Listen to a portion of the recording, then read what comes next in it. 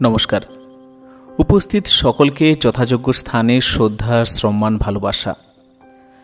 একথা অনস্বীকার্য যে একজন সফল মানুষের জীবনে শিক্ষকের অপরিসীম গুরুত্বপূর্ণ ভূমিকা থাকে। সেই শিক্ষক হতে পারেন পড়াশোনার ক্ষেত্রে, হতে পারেন খেলাধুলার ক্ষেত্রে, হতে পারেন জীবনের সর্বক্ষেত্রে। তিনি যে শিক্ষার্থীকে শুধু শেখাবেন তাই নয়, তিনি তাকে জীবনে চলার পথে পরামর্শ দেবেন, ব্যর্থতায় পাশে দাঁড়িয়ে উৎসাহ দেবেন, সাফল্যের দিনে নতুন লক্ষ্য স্থির করে দেবেন। তিনি তাকে শুধু সফল নয়, একজন ভালো মানুষ হতে শেখাবেন। বলা হয়ে থাকে একজন শিক্ষক প্রদীপের মতো, যিনি নিজেকে ধীরে ধীরে নিঃশেষিত করে অন্যের চলার পথকে আলোকিত করেন। সমগ্র বিশ্ব জুড়ে অগণিত শিক্ষক শিক্ষিকাদের এই মহান ব্রতের প্রতি বিনম্র শ্রদ্ধা জ্ঞাপনের জন্য বিশ্বের বিভিন্ন দেশে ভিন্ন ভিন্ন দিনে মহান শিক্ষক দিবস পালনের রীতি চালু আছে। আন্তর্জাতিক স্তরে 1994 সালে ইউনেস্কোর পক্ষ থেকে 5ই অক্টোবর দিনটিকে বিশ্ব শিক্ষক দিবসের স্বীকৃতি দেওয়া হয়েছে। আমাদের দেশে 5ই সেপ্টেম্বর এই দিনটিতে বিশেষ মর্যাদার সাথে শিক্ষক দিবস পালিত হয়ে আসছে। বলা বাহুল্য, যার জন্মদিন উপলক্ষে 5ই সেপ্টেম্বর দিনটিকে শিক্ষক দিবস হিসাবে উদযাপন করা হয়, তিনি আর কেউই নন, তিনি হলেন ভারতের ভূতপূর্ব রাষ্ট্রপতি ডক্টর সর্বপল্লী রাধাকৃষ্ণন। ভারতরত্ন উপাধিতে বিভূষিত এই প্রখ্যাত শিক্ষাবিদ ডক্টর সর্বপল্লী রাধাকৃষ্ণন শুধুমাত্র এক মহান শিক্ষকই ছিলেন না, তিনি ছিলেন অসাধারণ এক বাগ্মী রাজনীতিবিদ, একজন মহান দার্শনিক। ডক্টর সর্বপল্লী রাধাকৃষ্ণন এক মহান শিক্ষক, অথচ তার পড়াশোনার প্রতি তীব্র বিরোধিতা করেছিলেন আর কেউই নয়, স্বয়ং তার পিতৃদেব। ডক্টর সর্বপল্লী রাধাকৃষ্ণন দক্ষিণ ভারতের মাদ্রাজ প্রদেশের তিরুত্তানিতে এক হতদরিদ্র ব্রাহ্মণ পরিবারে জন্মগ্রহণ করেছিলেন। তার পিতা চেয়েছিলেন তিনি অর্থাৎ রাধাকৃষ্ণন পুরোহিতগিরি শিখে একটি মন্দিরের স্থায়ী পুরোহিত হন, কিন্তু পিতার এই প্রবল ইচ্ছার বিরুদ্ধে গিয়ে তিনি একটি স্কুলে ভর্তি হন।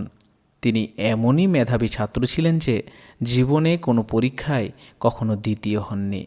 মেধাবী রাধাকৃষ্ণন 1918 সালে মহীশূর বিশ্ববিদ্যালয়ে দর্শন শাস্ত্রের অধ্যাপক হিসাবে তার কর্মজীবন শুরু করেন। 1921 সালে কলকাতা বিশ্ববিদ্যালয়ে দর্শনের অধ্যাপক হিসাবে তিনি নির্বাচিত হন। মহীশূর বিশ্ববিদ্যালয় হতে তার ফেয়ারওয়েল অর্থাৎ বিদায়ী সম্বর্ধনার দিনটি এই প্রসঙ্গে স্মরণে না করলেই নয়। ফেয়ারওয়েলের পর তার গুণমুগ্ধ ছাত্রছাত্রীরা পুষ্পস্তবকে সুসজ্জিত একটি গাড়িতে করে তাকে স্টেশনে পৌঁছে দেয়। উল্লেখ্য যে গাড়িটিকে যান্ত্রিকভাবে সেদিন চালনা করা হয়নি, গাড়িটিকে তার প্রিয় ছাত্রছাত্রীরা সকলে মিলে টেনে নিয়ে যায় স্টেশনে। আজ পর্যন্ত ভারতবর্ষের কোনো শিক্ষকের ফেয়ারওয়েলে এই রকম আশ্চর্যজনক ঘটনা আজও ঘটেনি। ডক্টর সর্বপল্লী রাধাকৃষ্ণন 1923 সালে লিখেন তার যুগান্তকারী বই ইন্ডিয়ান ফিলোসফি। বইটিকে বলা হয় এ philosophical classic and a Literary masterpiece.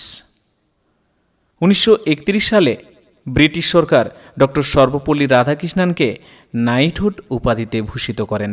1949 সালে তদানীন্তন সোভিয়েত ইউনিয়নে তিনি ভারতের রাষ্ট্রদূত হিসাবে নিযুক্ত হন। ভারতীয় শিক্ষা ব্যবস্থায় ডক্টর সর্বপল্লী রাধাকৃষ্ণনের অন্যতম অবদান হল 1948 খ্রিস্টাব্দে যে শিক্ষা কমিশন গঠিত হয়, তিনি ছিলেন তার চেয়ারম্যান। তারই নামানুসারে ওই কমিশন রাধাকৃষ্ণন কমিশন নামে পরিচিত হয়। শোনা যায় 1962 সালে রাষ্ট্রপতি হওয়ার পর তার গুণমুগ্ধ ছাত্রছাত্রীরা, তার বন্ধুবান্ধবরা তার জন্মদিন পালন করতে চাইলে তিনি বলেন তার জন্মদিন পালনের পরিবর্তে 5ই সেপ্টেম্বর দিনটি যদি দেশের সমস্ত শিক্ষকদের উদ্দেশ্যে পালিত হয় তবে তিনি গর্ববোধ করবেন। সেই থেকে অর্থাৎ 1962 সালের 5ই সেপ্টেম্বর থেকে দেশের সমস্ত স্কুল কলেজ শিক্ষা প্রতিষ্ঠানে নানান অনুষ্ঠানের মধ্য দিয়ে পালিত হয়ে আসছে আমাদের এই শিক্ষক দিবস। শিক্ষক দিবস। এই বিশেষ দিনটির তাৎপর্য এটাই যে একজন শিক্ষকই পারেন তার ছাত্রের মধ্যে যথাযথ মনন, বুদ্ধি ও চিন্তার বাস্তব রূপ প্রতিফলিত করতে। এই চিরসত্যকে, এই ইউনিভার্সাল ট্রুথকে মান্যতা প্রদান করাই শিক্ষক দিবসের অন্যতম প্রধান তাৎপর্য।